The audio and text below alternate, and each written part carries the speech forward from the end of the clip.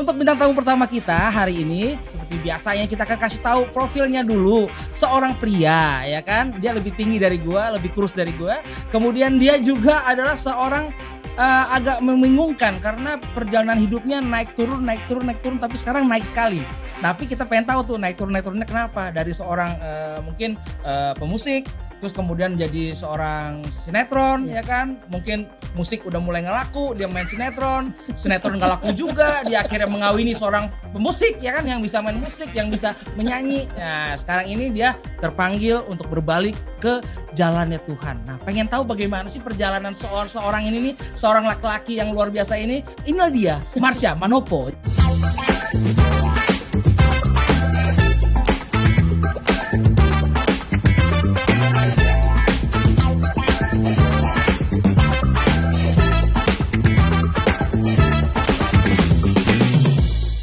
Ya, PHPers, welcome. Inilah dia podcast terbaru kami.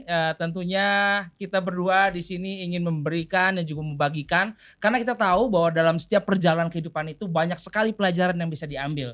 Nggak harus sama, tapi harus ada yang diambil poin-poinnya, karena tentunya kita mau menjadi yang lebih jalan benarnya, ya kan? Dan juga kita mau mendapatkan apa yang kita tidak bisa dapat, ya kan? Sekarang ini mungkin Anda berasa bahwa Anda kuat, tapi ternyata tidak kuat. Anda lemah, padahal Anda kuat. Nah, dalam acara ini dari Shop kita pengen ngasih kekuatan buat para PHPers semuanya, bahwa hidup itu tidak sesempit daun kelor, ya.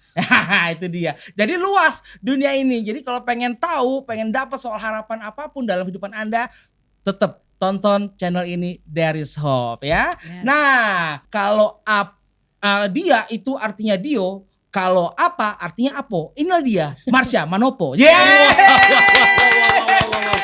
Ya halus ya maksudnya ya.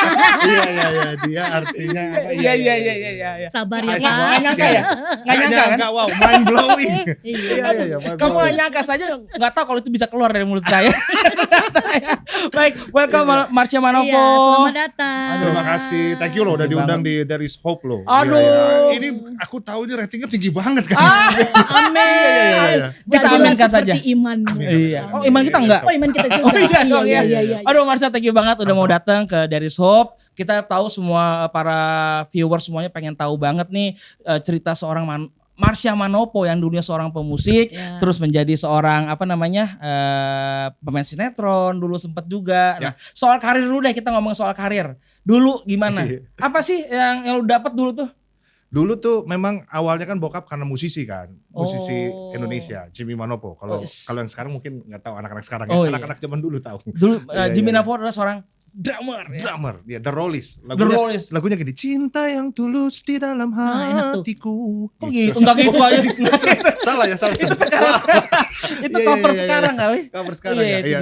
Jadi dia memain drum, jadi gue terbentuk jadi musisi pada waktu itu. Pemain drum. Gue liat bokap gue main drumnya seru banget nih, PHPers.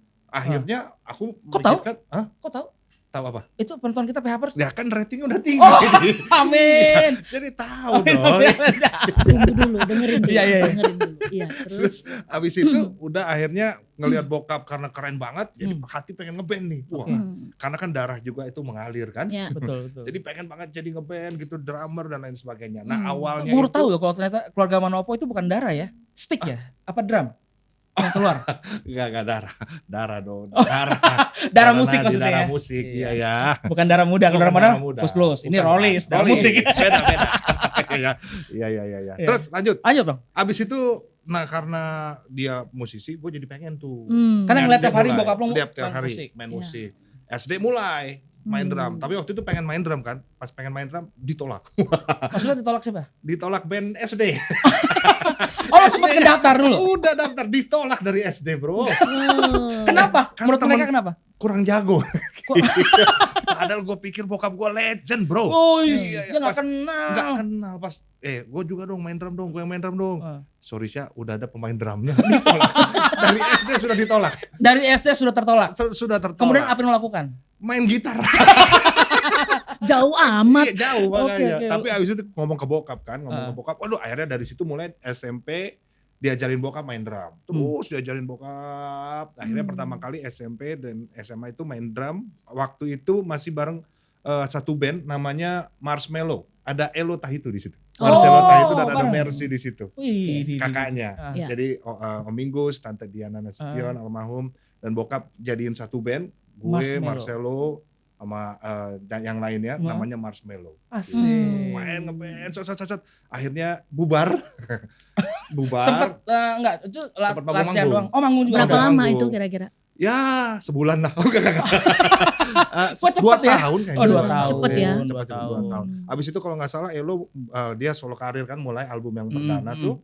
Nah, kita mulai main musik di situ. Nah, jadi main musik, tiba-tiba ada tawaran main sinetron waktu itu. Gue males kan, karena darah musisi banget nih. Gak bisa apa yang terjadi di sana? Gak bisa.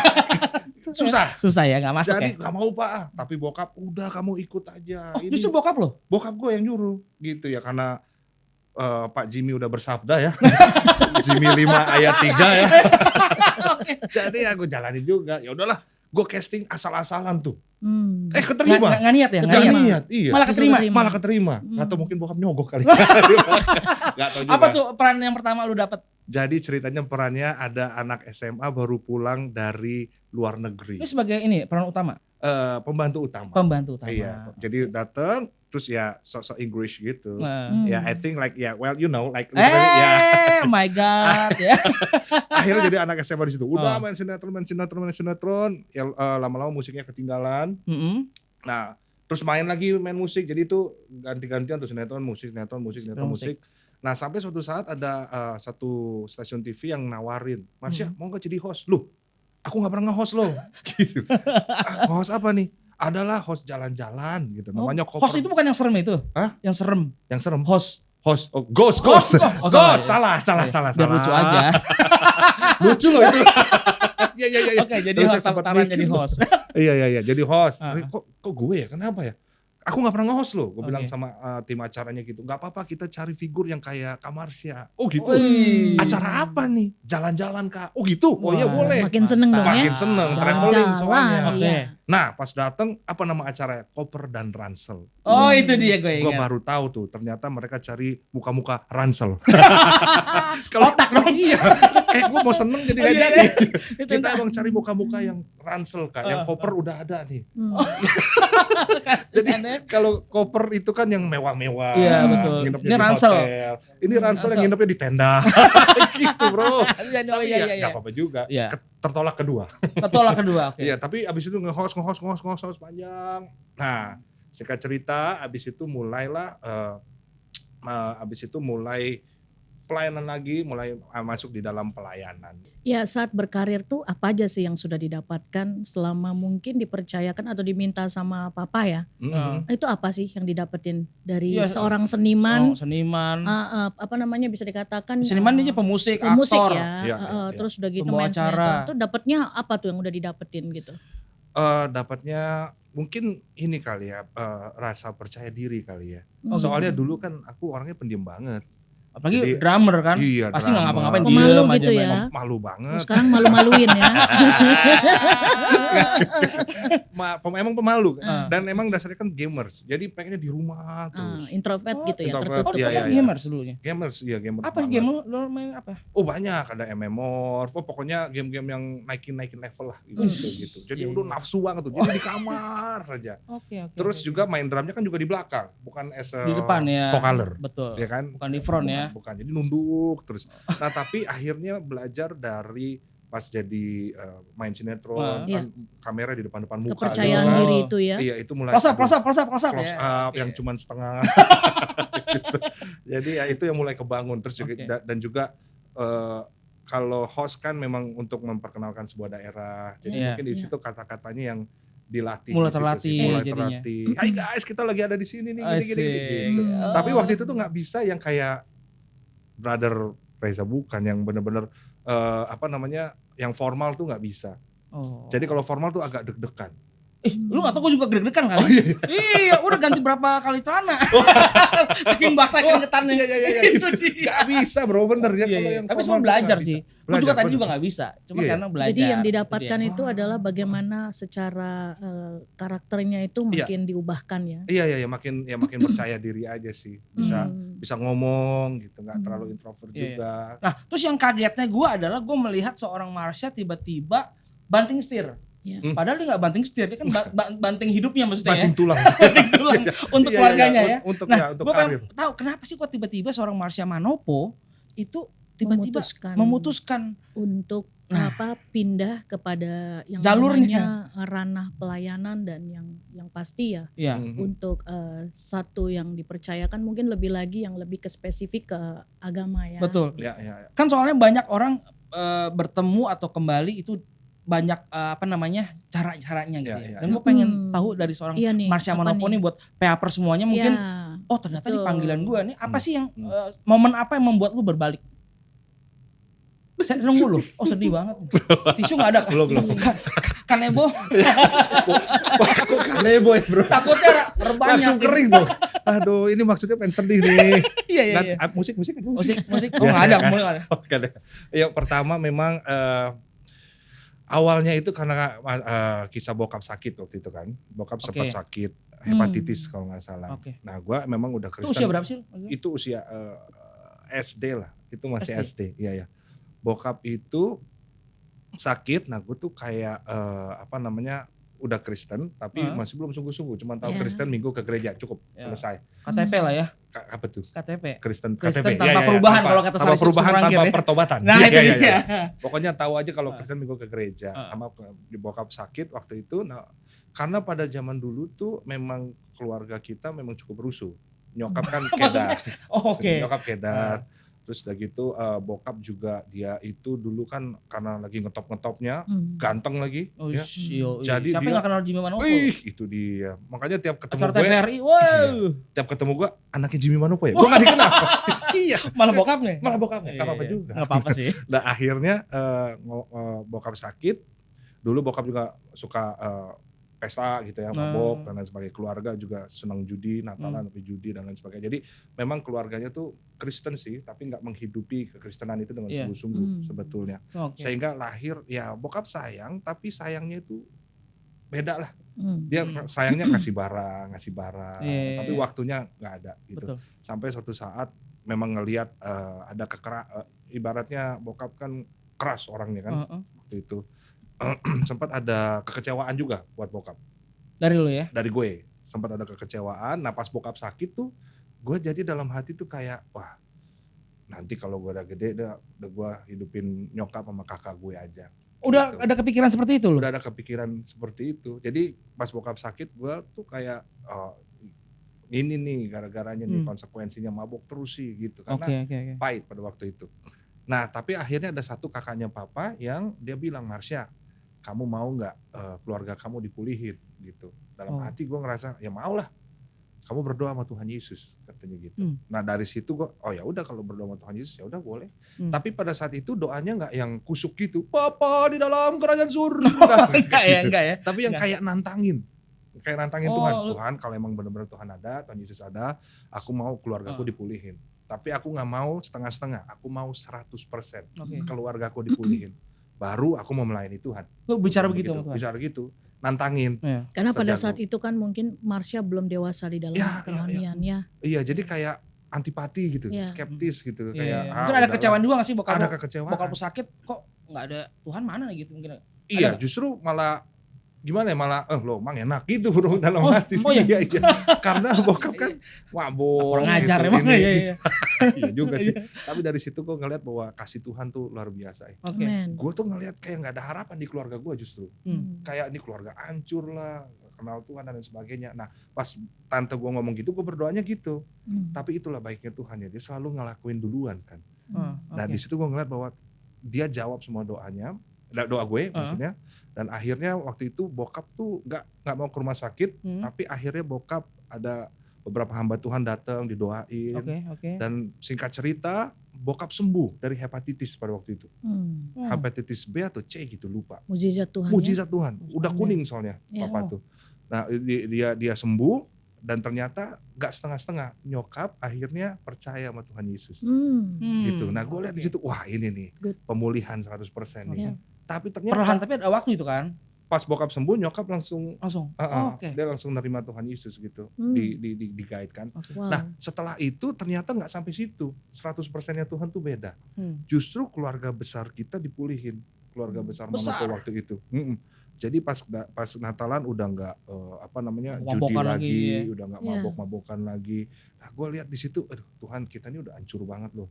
Kayaknya udah nggak ada harapan lagi keluarga kita nih gitu. Tapi ternyata di dalam Tuhan, masih ada harapan loh, masih ada jawaban. Dan di situ gue ngeliat, aduh, ini memang Tuhan sih, baik banget. Nah, titik apa yang membuat lu memutuskan untuk, gue mau jadi seorang pemuka agama nih? Kan gue liat itu dari community dulu ya? Iya, dari community dulu. Nah ini lucu nih, awalnya, sama dong. Ini lucu. Belum ya? Belum. Cerita dulu. Iya. Jadi ini tuh gue masih pengen di dunia entertainment, ya ngasih pengen musik, pengen ngasih berkarya lah. Masih bergejolak di situ lah ya. Iya, karena menemukan uangnya kan seru kan. Kan. Menemukan uang, dikasih kali. Dikasih, iya. Ketemu nih, kayak gitu. Iya. Dikasih, iya. Kasih, tutak, kasih, gitu ya. Lagi happy banget. Iya. Dan pada akhirnya suatu saat, udah pelayanan sih, udah pelayanan. Pada saat itu main di gereja. Main musik dong ya. Main musik di gereja. Jadi belum totalitas ya? Belum totalitas. Karena di situ sudah ada motivasi atau memang belum ada motivasi untuk memutuskan untuk ikut pelayanan? Nah itu memang udah motivasi untuk pelayanan, tapi aku rasa pelayanannya justru untuk diriku sendiri. Masih untuk diri sendiri, karena wah ini hobi gue main drum nih, sekalian melayani Tuhan. Wah diajak keluar negeri nih untuk main drum, wah happy gitu. Sampai suatu waktu ada hamba Tuhan datang dari Amerika, namanya Cindy Jacob. Gue ingat waktu itu lagi ada KKR di JCC, Plenary Hall Jakarta kan gede tuh. Kayak apa ya, itu dome gitu kan. Gue gak dapet tempat duduk, gue dapetnya di ujung banget di depan mixer sound system. Iya. Pasti rame kalau rame banget biasanya dia, gitu. Kan dia tajam banget tuh Cindy Jacob. Bahasa Inggris. Jago bahasa Inggrisnya. Tiba-tiba dia ngeliat ke belakang terus dia nunjuk, you the guy with the blue shirt gitu. Gue kaget. Oh ya? Siapa lu nih? Pakai biru gak? Pakai biru. Kok nengok yang lain? Makanya kan gak mau. Oh iya. You the guy with blue shirt. Terus gue ngeliat nih siapa. Oh wow. Nih gitu kan, gue tunjuk dari, yes you. Ya gue artiin aja ya. Iya. Kan malu ada bukan saya yang jago bahasa Inggris. Nanti kita belibet lagi. Aduh, you move forward gitulah pokoknya. Aku punya pesan, majulah. I been the baddest fan for. Artinya? Aku ada pesan buat kamu dari Tuhan. Gitu. Aku maju tuh. Pada saat itu. Dan itu malunya, waduh malu banget. Karena kan ya Manado kan gengsi gede tuh. Enggak, biasanya karena memang bukan belum dewasa. Iya, bener. Jadi ada sesuatu yang mungkin kok kayak kesannya gue kayak pendosa sekali. Iya, exactly. Gitu, itu dia. Apalagi takut pesan itu adalah pesan yang membuat lu dijatuh ya? Pendosa. Bikin orang dibacain kamu. Tapi waktu itu apa yang terjadi? Nah pas jalan di aisle itu, wah itu semua jemaat Plenary Hall langsung brok gitu semua. Ngelihat langsung siapakah aku ini? Dosa apa yang terjadilah lagu itu ya langsung. Mungkin kayak sinetron India gitu yang zoom in zoom out gitu. Iya. Pengambilan DOP-nya lo canggih ya. Jauh banget kayaknya. Tapi pas ke depan, long story short, pas ke depan dia bilang gini, young man, kamu akan berdiri di sebuah stage, ada ribuan anak muda di situ, kamu akan berikan tren yang baru buat mereka. Tren itu dinamakan kekudusan. Waduh, nangis dong. Nangis karena kenapa gue Tuhan? Kekudusan banget. Kekudusan Pak. Kenapa aku nangis? Karena aku tahu itu lemahnya aku. Dulu tuh aku terikat sama pornografi, masturbasi, everyday. Tapi ketika ada pesan itu, aku rasa, nah bukan gue ini. Bukan salah aku, kali ya. Salah nih. Kayak ketampar ya. Ketampar salah. Tuhan tahulah kelemahan aku. Tapi kan Alkitab bilang justru dalam kelemahanmu kuasaku bekerja. Betul. Nah, aku aminin. Tapi aku mulai cari mentor, mulai cari itu komunitas dan lain sebagainya. Jalanlah masih dalam entertainment juga, jalanlah selama 6 tahun karena kabur-kaburan tuh, karena bukan saya. 6 tahun kemudian merasa mengeraskan hati. Mengeraskan hati, keras banget. Karena kayaknya gak ada harapan buat gue. Gak mungkin. Nah 6 tahun kemudian ada hamba Tuhan datang lagi namanya bukan Shawn Mendes, apa penyanyi ya? John Mendes. Dari Mexico. Mexico. Dari Meksiko. Mulut agak rapat juga. Meksiko. Iya. Dia datang, terus aku bilang sama Tuhan, Tuhan kalau memang mau pakai aku mau dia doain aku gitu. Oh, lu bilang itu. Iya. Dalam hati ya? Dalam hati, aku mau dia doain aku. Altar call dia. Waduh, altar call, aku bilang, Tuhan kalau memang itu aku pengen dia doain aku yang pertama, jangan yang lain. Oke. Aku masuk nih, tapi gak ambil di paling depan, gak ambil di paling belakang. Ambil di tengah-tengah masyarakat. Supaya bukan gue yang pertama. Gitu kan. Random jadi ya? Random. Okay. Tapi pas dia mau doain yang paling depan, kan pendeta biasa tuh doain paling depan atau paling kanan kan. Kalau di karismatik ya. Langsung ke kanan ya? Pas dia doa, dia ngeliat gue bro. Wah. Dia ngeliat gue terus dia turun. Excuse me. Oke. Rame. Gue juga ikutan. Excuse me. Lu kabur. Jangan dong. Okay. Tapi tiba-tiba ada catcher kan, biasa asyir kan di belakang. Akhirnya ya udah nggak bisa kemana-mana, gue diem. Akhirnya gue merem aja, tiba-tiba dia pegang pundak gue. Jebret. Young man, aku mau kasih pesan buat kamu. Kamu akan berdiri di sebuah stage, ada ribuan anak muda di situ. Kamu akan berikan tren baru buat mereka. Yang kedua kalinya.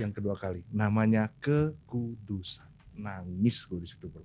Wow. Jadi di situ udah firm ya. Udah firm. Itu kayak copy paste soalnya kan. Iya. Mereka kan enggak sahabatan. Oh iya, jauh lagi. Waktu juga jauh. Ya, itu dia. Makanya gue sih nyerah sama hidup gue. Tapi ternyata Tuhan enggak pernah nyerah sama hidup kita. Betul sekali. Yes. Dan pada akhirnya di situ ya Tuhan, aku percaya, but help me. Aku enggak tahu harus gimana. Itulah yang membuat aku mulai belajar lebih lagi dan mulai ada hati untuk kayaknya hidup gue bukan buat gue lagi nih. Sehingga pas pelayanan tuh waduh kayaknya hidup bukan buat gue sendiri lagi nih hidup gue. Ada kegelisahan. Bukan buat passion gue doang ya. Iya, ada kegelisahan di situ. Sehingga gue rasa gue harus nemenin anak-anak yang lain nih, anak-anak muda yang lain, gue harus bagi hidup.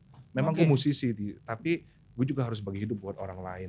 Hidup bukan buat diri sendiri, tapi buat orang lain juga. Udah lagi bukan hidup itu menjadi sasaran ya, sasaran berkat, sasaran apapun, tapi bener. Hidup kita udah harus menjadi saluran bagi saluran berkat. Itu dia. Nah, terus nyambung yang cerita tadi ya. Berarti kan kalau sudah sudah diingatkan Tuhan tuh kan nggak main-main dong. Yes. Nah, 2 kali loh. Pelayanan pertama dari Marsha yang benar-benar membawa seluruh hidup itu kepada Tuhan, pelayanan pertamanya apa tuh?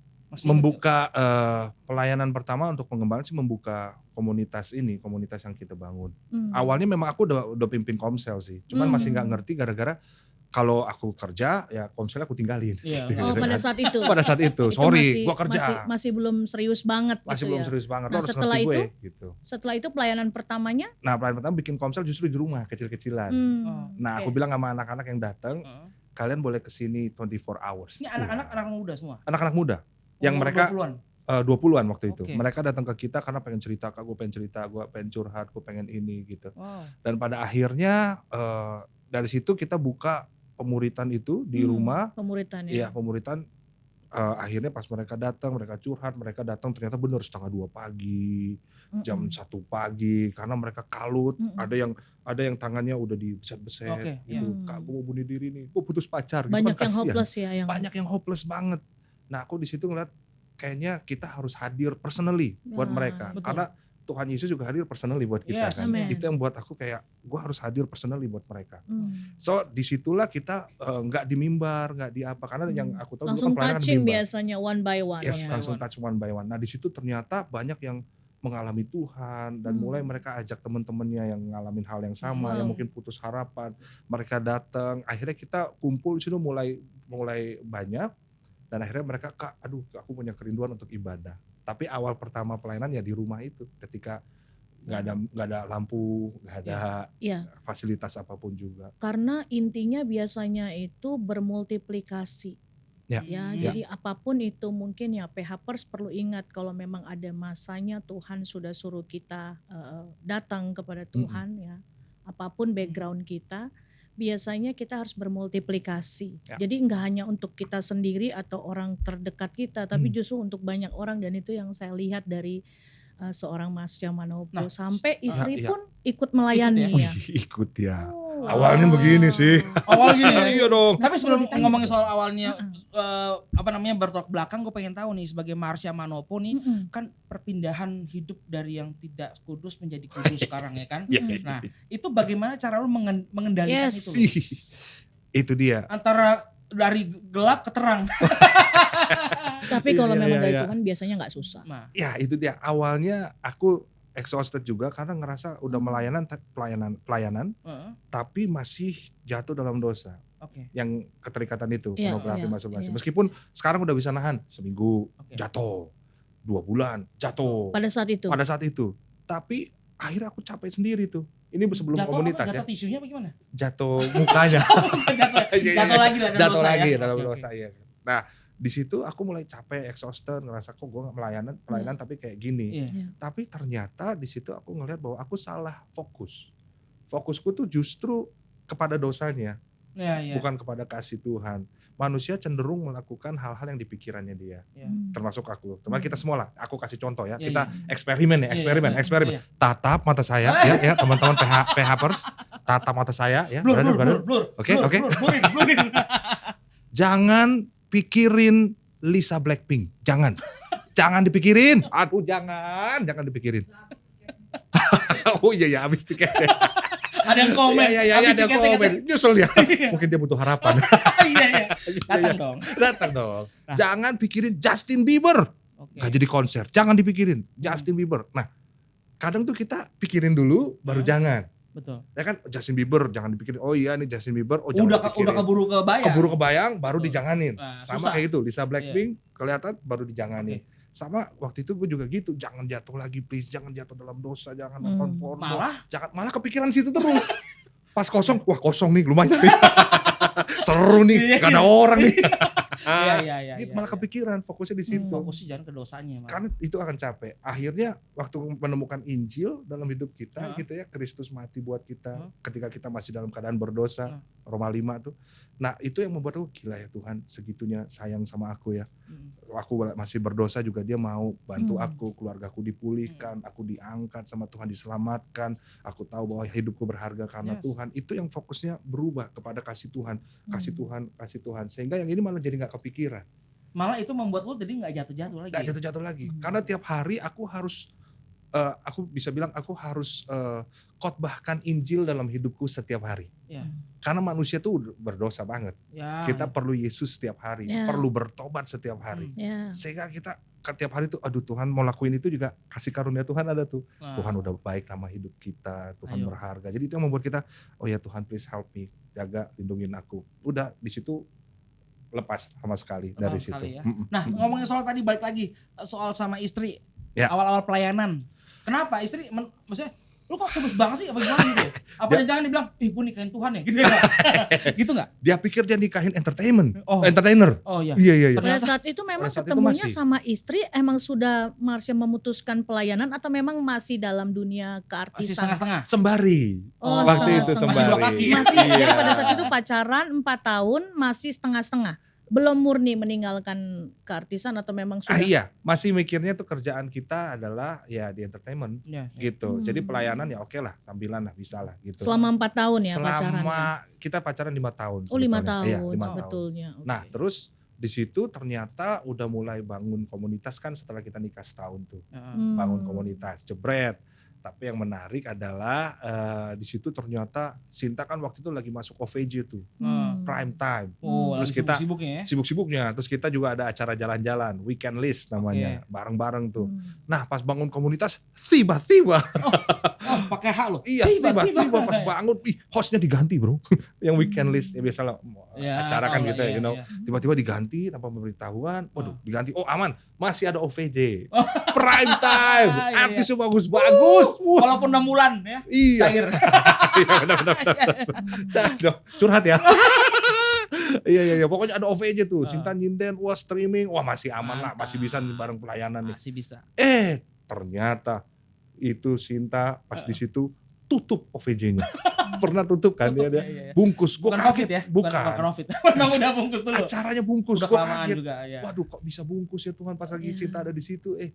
Udah mulai Tuhan udah mulai bicara supaya kalian fokus kepada panggilan itu ya. Itu dia, kita pikir aduh gimana nih Tuhan nih. Coba-coba casting, sibuk casting bro. Gak diterima. Iya. Terus akhirnya bingung, aduh Tuhan gimana nih, kita udah ambil pelayanan, kita mau fokus komunitas, udah bangun komunitas tuh, kok pekerjaan diambil. Tapi sadar gak sadar bahwa lu begitu mau bangun komunitas itu adalah lu mengandalkan kekuatan lu sendiri ya? Ya, karena kan? pikir kalau gue baca gitu ya. Iya. Karena lu pikir wah dengan pekerjaan gue, dengan sekunder gue bisa istilahnya membangun komunitas ini. Iya, exactly, itu dia. Tapi ternyata diambil semua sama Tuhan. Nggak bisa. Karena satu ternyata ruangan nggak bisa dua matahari. Dan abis itu harapannya salah. Kasih harapan di sini, bukan pada sumber harapan, yaitu Tuhan. Nah, Tuhan mau kita lihat sumber harapannya Tuhan. Dan ternyata ini kerennya Tuhan. Alkitab kan pernah bilang dia akan membuka pintu dan semua orang nggak bisa menutupnya. Dan bahkan dia menutup pintu dan semua orang nggak bisa membukanya. Dan kadang tuh kita juga harus bersyukur ketika ada pintu yang ditutup sama Tuhan. Nah itu yang membuat gue kayak iya loh dia Tuhannya. Mungkin ya kita nggak pernah tahu di depan seperti apa, tapi Tuhan kan tahu. Jadi kadang dia tutup pintu, kita juga harus bersyukur untuk itu. Dan aku belajar sama Sinta bersyukur untuk itu. Dan pada akhirnya kita melihat bahwa harapan kita satu-satunya bukan sama subjek yang salah, tapi sama objek yang benar, yaitu Tuhan. Amen. Objeknya cuma Tuhan. Karena dia yang mampu membuka pintu. Akhirnya kita put our trust di situ dengan berdarah-darah, nangis-nangis. God tolong gimana nih akhirnya. Supaya bisa mengalami Tuhan. Dan akhirnya kalian mengalami Tuhan. Jadi harapan kalian kalau saya bisa ambil di situ bahwa yang tadinya kalian masih mengandalkan keartisan nama dan segala macam, mengandalkan manusia bahkan diri sendiri, Tuhan jungkir balikan.